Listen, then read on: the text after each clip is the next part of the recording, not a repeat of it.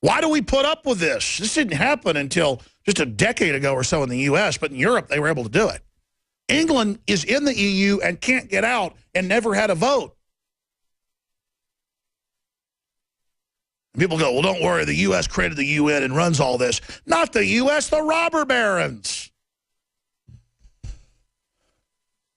It officially was founded in July 73, but didn't really get funded and didn't have a building until 74, so technically the year before I was born.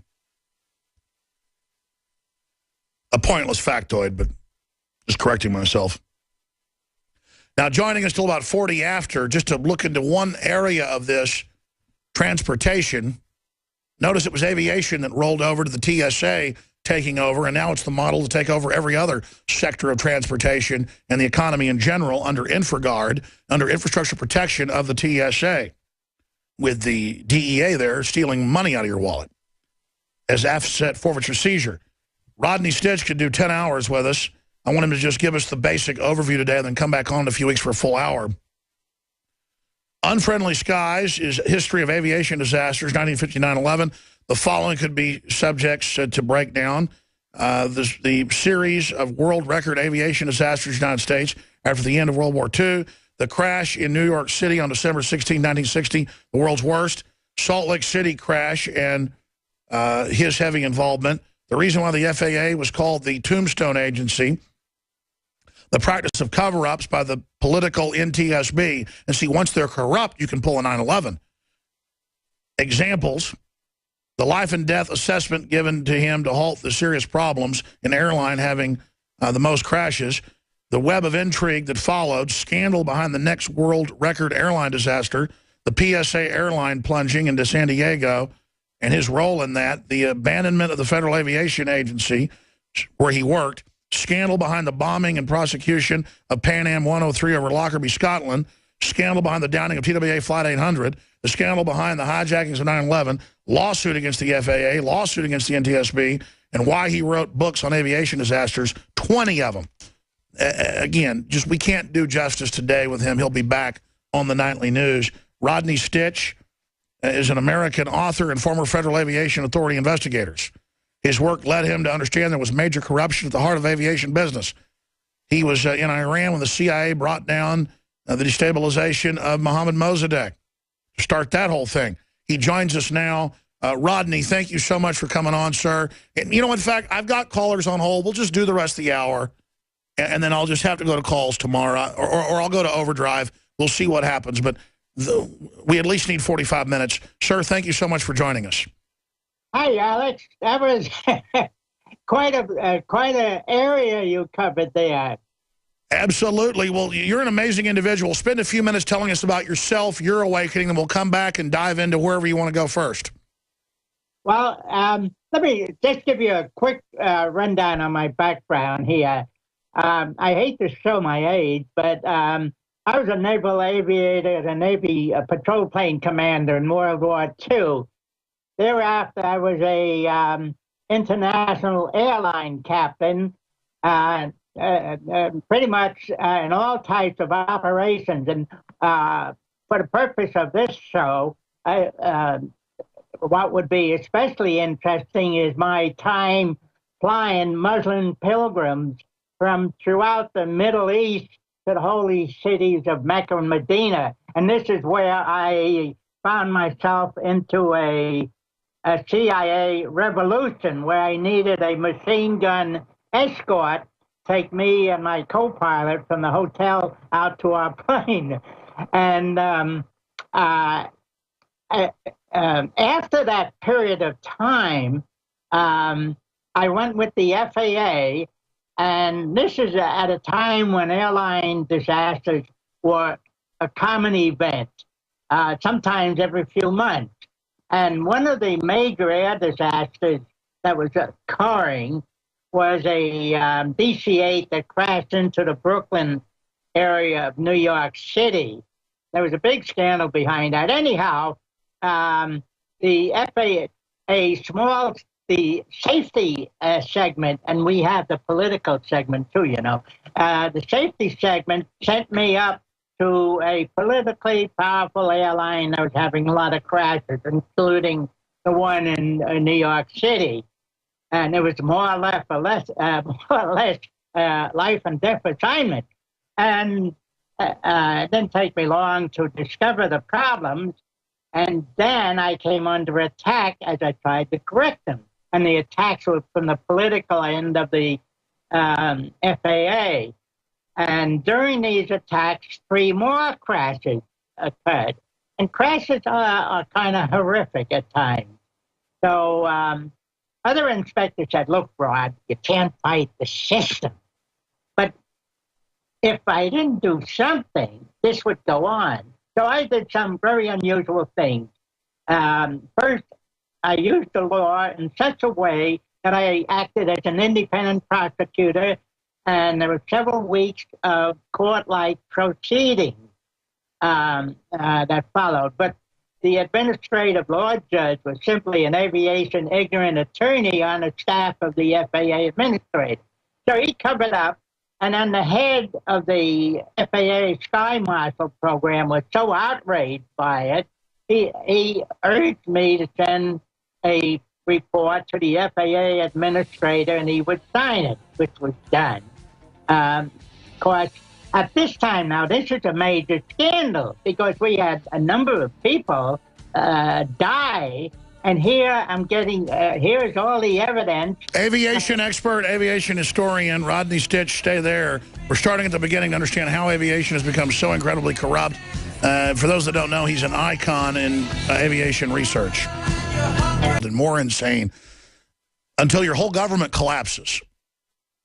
And now look at the FAA today. I mean, famously corrupt. And I want to get into 9/11 with our guest. I want to get into, I mean, he's a famous guy. If you go research aviation disasters, one of the first investigators, World War II vet, pilot, you name it. So he's hired to go in there. Good people in the agency supported him. He'd gotten up to that point. Why were all these planes crashing routinely? And then we'll kind of do a condensed history of where it went during this segment. But then I want to get into 9/11 with our guest and ask where this is all going today. But the crew wants to know, before you finish up on that part, about the Japanese flag behind you, Rodney Stich, WikileaksUSA.org. Well, the Japanese flag is one that I recovered toward the end of the war. I was flying a 4-engine privateer out of Tinian to a little island called Marcus Island. And I happened to find a flag there, so I brought it back. Incidentally, after the end of the war, I flew for a while for Japan Airlines. And many of my co-pilots were former Japanese wartime Navy pilots. So Here we have the cockpit, and this is even before the peace treaty took effect, and I think it was 52. Here you have Japanese and American wartime pilots in the same cockpit. So it's kind of interesting, I thought. But the Japanese were pretty honorable. I mean, once the war was over, they didn't generally double-cross, did they? No, in some ways, I thought they were more honorable than some of the people I ran into in the U.S. government. And I think I even have mentioned that in some of my writings. Incidentally, the 20 books are on all areas of government corruption, based upon what I have, over a period of years, by writing books and being on hundreds of radio and television programs, starting back in 1978. Oh, I know. I mean, I've read books from back in the 80s and stuff where it'll quote, Rodney Stich. I mean, you've been involved. I should have introduced you as an icon of the liberty movement that a lot of young folks may not know who you are. I mean, what is your view about the planetary situation right now? Let's get a big, wide view, then we'll zoom into aviation. Who's taking over? What's happening? What's your view? Well, that's an area you're far more qualified than I am, Alex. I've been sticking pretty much to the hardcore corruption that I and others have developed or discovered, and I leave it up to people like you to come up with an analysis of what is behind all this. It's amazing. This is a short segment, long segment coming up, but let's get back to the point before the break. You're in there. You're the top federal investigator on some of these crashes. You write your reports. You're told basically shut up, but some other folks in the FAA, they support you. They sign the document. It gets sent to the full head of the FAA. Please continue.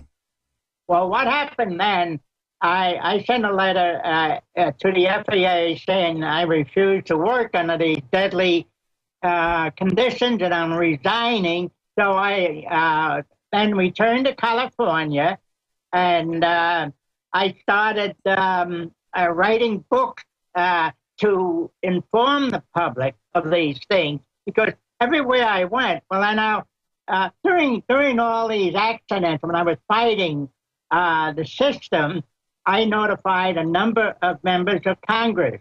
And this was in about 65. I did get one thing accomplished. They abandoned the Federal Aviation Agency, and then renamed it the Federal Aviation Administration, but it's the same personnel and the same culture. So the crashes continued for a number of years, and they eventually greatly reduced in frequency due to other conditions, improved engines and things like that. However, occasionally, like on 9/11, people don't realize the FAA did have a role in that. But anyhow, what started happening is that I started receiving information from former CIA people that were involved in like... Hold on, we're going to come right back on that point. Rodney Stich, WikileaksUSA.org. Talk about a hardcore investigator. He's at World War II vet. Stay with us. Is our guest, WikileaksUSA.org. He's the type of guy that we ought to just fly out to Austin sometime to be in studio. I mean, a World War II vet, combat vet, flying around during the Pacific during all that craziness, and then just a consummate whistleblower from the beginning. And then his book that I have read is simply amazing. Unfriendly Skies, his work on 9/11, scandal behind the hijackings of 9/11, TWA Flight 800. He was early on, said that was bull. Of course, it's come out that's bull.